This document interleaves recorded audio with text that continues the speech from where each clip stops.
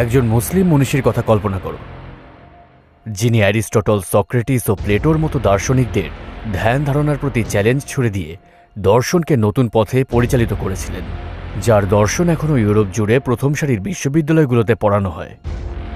এক মহামানব, যিনি ইতিহাসে এক স্বর্ণযুগের সূচনা করেছিলেন। হুজাত উল ইসলাম আবু হামিদ মোহাম্মদ আল গাজ্জালি।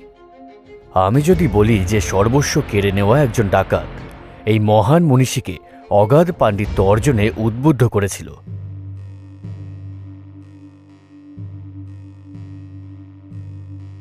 কিসের কারণে আল গাজ্জালি এত মূল্যবান একজন মানুষ হয়ে উঠেছিলেন?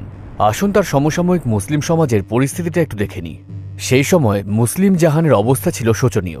বাতিনিয়াদের অনুসারীরা, যারা মুসলিমদের অনেক ক্ষতি করেছিল, তাদের সমস্ত শক্তি জড়ো করে আব্বাসী খিলাফতের উপর আক্রমণ চালিয়ে যেতে থাকে, যেটা ছিল ইসলামের শেষ দুর্গ।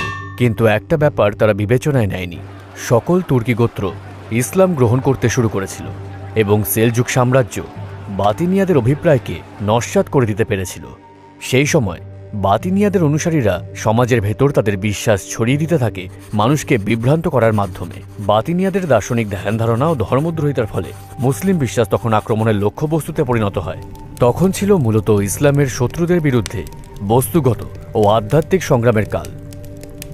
সে সময় মুসলিম জাহানে প্রয়োজনীয়তা দেখা দিয়েছিল একজন রক্ষাকর্তার, একজন প্রতিভাবান ব্যক্তির, যিনি সত্যধর্ম ইসলামের বিরুদ্ধে চ্যালেঞ্জ ছুড়ে দেওয়া ধ্যান ধারণাগুলোকে ভুল প্রমাণ করতে পারবেন।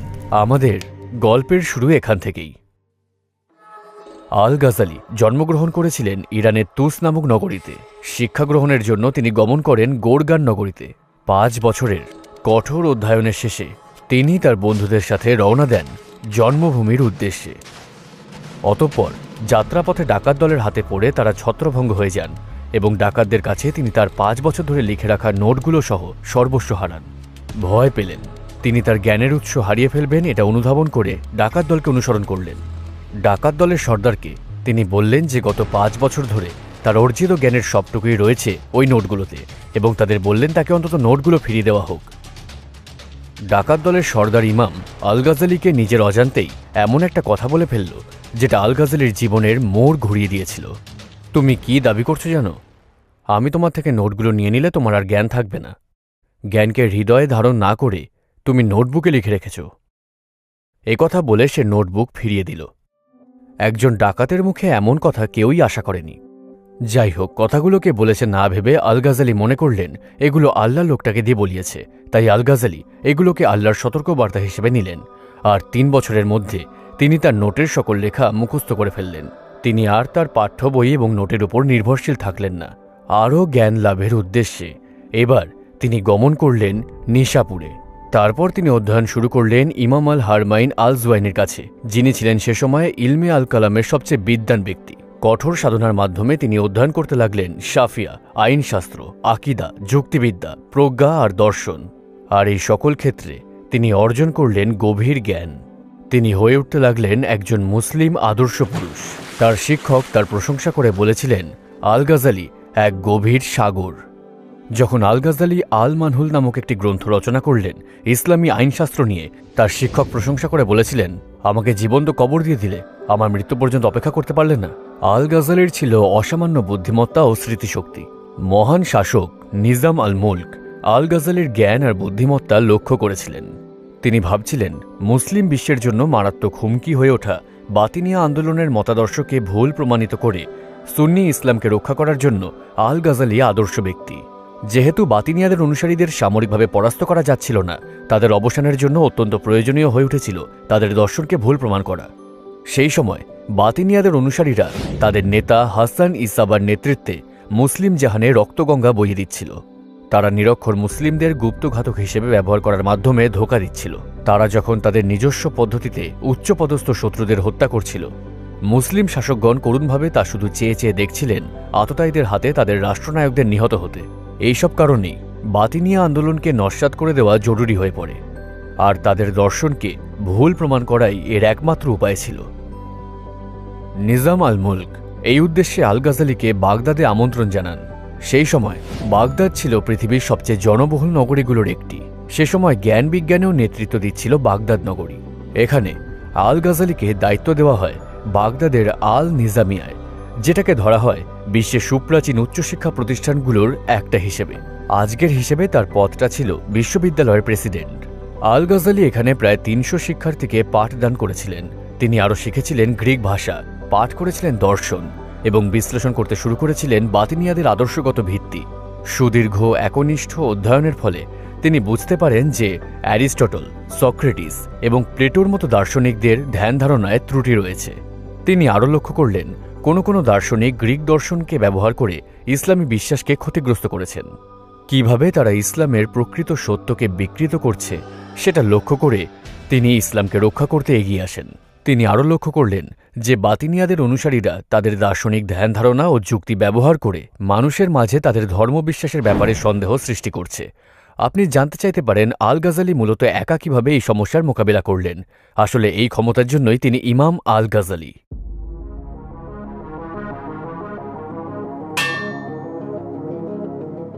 গভীর অধ্যয়ন এবং বিশ্লেষণ শেষে ইমাম আল গাজালি একটা সুনির্দিষ্ট পরিকল্পনা করেন। তিনি মাকাসিদ আল ফালাসিফা বা দার্শনিকের লক্ষ্য নামে একটা গ্রন্থ রচনা করেন, যাতে তিনি বিস্তারিতভাবে দর্শনের উদ্দেশ্য ব্যাখ্যা করেন এবং দর্শনশাস্ত্রের প্রশংসা করেন। আর এই জন্যই তিনি দার্শনিকদের কাছে বেশি প্রিয় এবং পরিচিত ছিলেন। আর কেউই দর্শন সম্পর্কে এত বিস্তারিত ও সঠিক তথ্য তুলে ধরতে পারেনি। এই বিষয়টাই স্বীকার করে যে আল গাজালি একজন যোগ্যতা সম্পন্ন দার্শনিক।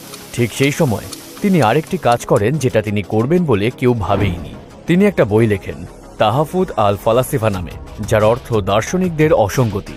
এই গ্রন্থে তিনি দর্শনের কিছু বিদ্যাপীঠ এবং সেই সাথে বহু দার্শনিকের মতামতকে অত্যন্ত যৌক্তিক ও সঠিক প্রমাণ ব্যবহার করে ভুল প্রমাণিত করেন।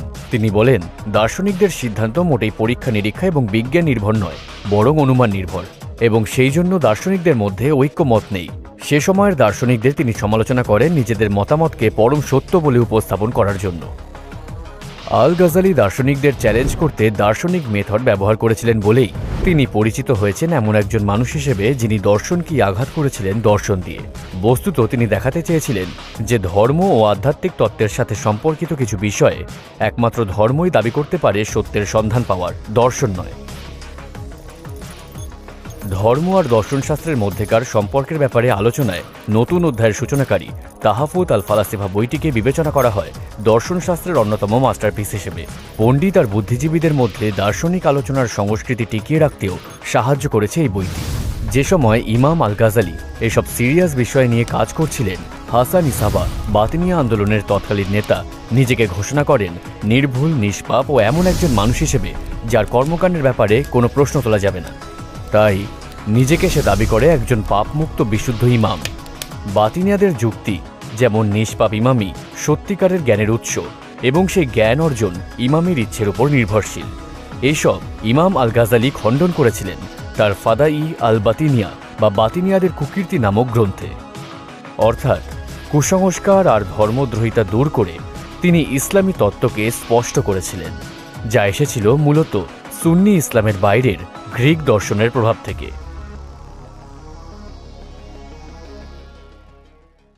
এই সবের পরে মুসলিমদের একত্রীভূত হওয়াটা খুবই জরুরি হয়ে পড়ে।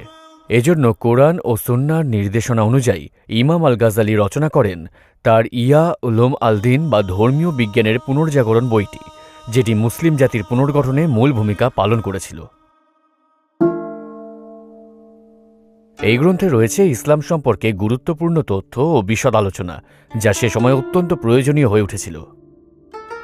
শেখ আবু মোহাম্মদ আল কাজেরনি ইমাম গাজালির এই বইটি সম্পর্কে বলেছিলেন, যদি সকল বিজ্ঞান হারিয়ে যায় তবুও সেগুলো পুনরুদ্ধার করা যাবে ইয়া বইটি থেকে, এবং আল গাজালিও তার বইয়ের প্রশংসা করেছিলেন। ইসলামকে বিকৃত করার এত সব বাহ্যিক ও আধ্যাত্মিক হুমকির মধ্যেও আল গাজালি তার 53 বছরের জীবনেই সফলভাবে ইসলামী বিশ্বাসের ভিত্তি পুনঃপ্রতিষ্ঠা করেছিলেন। ইসলামকে রক্ষা করতে বই লিখে আল গাজালি যে সফলতা অর্জন করেছিলেন, তার জন্য তিনি অর্জন করেছিলেন এক চমৎকার উপাধি। তাকে বলা হয়েছে হুজ্জাত আল ইসলাম, যার মানে ইসলামের প্রমাণ, এবং তাকে গণ্য করা হয়েছে শতাব্দীর শ্রেষ্ঠ মুজাদ্দিদ হিসেবে। আত্মজীবনীমূলক গ্রন্থ আল মুনকিদ মিন আল দালাল, ধর্মদ্রোহিতা থেকে পথপ্রদর্শন, আল গাজালি তার নিজের জীবন সম্পর্কে বলেছেন, তারুণ্য থেকে শুরু করে এই 50 বয়স পর্যন্ত আমি কখনোই জ্ঞানের এই অগাধ সাগরে ডুব দিতে ভয় পাইনি।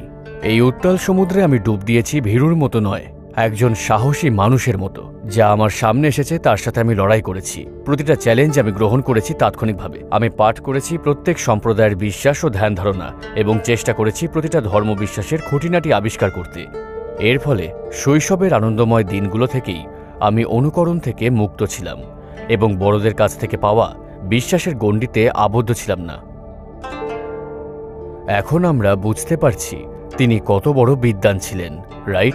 ইসলামের শত্রুরা যখন কোরআনের নীতিমালাকে মুছে ফেলতে জোটবদ্ধ হয়েছিল, তিনি নির্ভয়ে এগিয়ে এসেছিলেন। যখন একা ছিলেন তখনও, এবং আমাদের জন্য রেখে গিয়েছেন সাহসের শিক্ষা। 1111 খ্রিস্টাব্দে অর্ধশতাব্দীর জীবনকাল শেষে তিনি পরলোক গমন করেন। সারা রাত কোরআন পাঠ করে ফজরের সময় অজু করে নামাজ পড়ার পর ইমাম আল গাজালি বসলেন এবং একটা কাফন চাইলেন। সেই কাফনের কাপড়ে চুম্বন করে সেটা নিজের মুখে বুলিয়ে তিনি বললেন, হে আমার প্রতিপালক, হে প্রভু, আপনার আদেশ আমার জন্য আশীর্বাদ। তারপর তিনি তার ঘরে প্রবেশ করলেন। দীর্ঘক্ষণ ধরে তিনি ঘর থেকে বের না হওয়ায় অন্যান্যরা তার ঘরে প্রবেশ করে দেখতে পেল তিনি কাফন পরে কিবলামুখী অবস্থায় শায়িত রয়েছেন এবং শিয়রের পাশে লিখে গিয়েছেন একটা কবিতা। আমাকে মৃত দেখে ক্রন্দনরত আমার বন্ধুদের বলো, ইসলাম অনুসারী আমার ব্যথা ভারাক্রান্ত ভাই বোনেদের বলো, মনে করো না আমি আসলেই মরে গেছি। খোদার দোহাই, কেউই একে মৃত্যু বলো না। আমি এক চড়ুই, এই দেহটা আমার খাঁচা। খাঁচা ছেড়ে উড়ে গেছি আমি, পড়ে আছে শরীর। আজ সকালেই আমি তোমাদের মাঝে মৃত মানুষের মতো কিছুক্ষণ বাস করে তারপর কাফন পড়েছি। কখনো অনুমান করো না যে মৃত্যু চিরস্থায়ী। দৃঢ় বিশ্বাস রেখো মৃত্যুই জীবন এবং বাসনার নাম। মৃত্যু অনিষ্টও নয়, বেদনাও নয়। মৃত্যু মানে এক গৃহ ছেড়ে অন্য আরেক গৃহে যাওয়া। যা কিছু আবশ্যক সাথে নিয়ে যাত্রা শুরু হোক। যদি বুদ্ধি থাকে তবে অন্য কিছু আঁকড়ে ধরো না। আমার জন্য দোয়া করো যাতে তোমরাও সেটা পাও। আমরা এসেছি চলে, জানি তোমরাও আসবে পরে। তোমাদের শান্তি হোক, এই আমার শেষ কথা। আল্লাহ তোমাদের রক্ষা করুক। আর কিছু বলার আছে কি?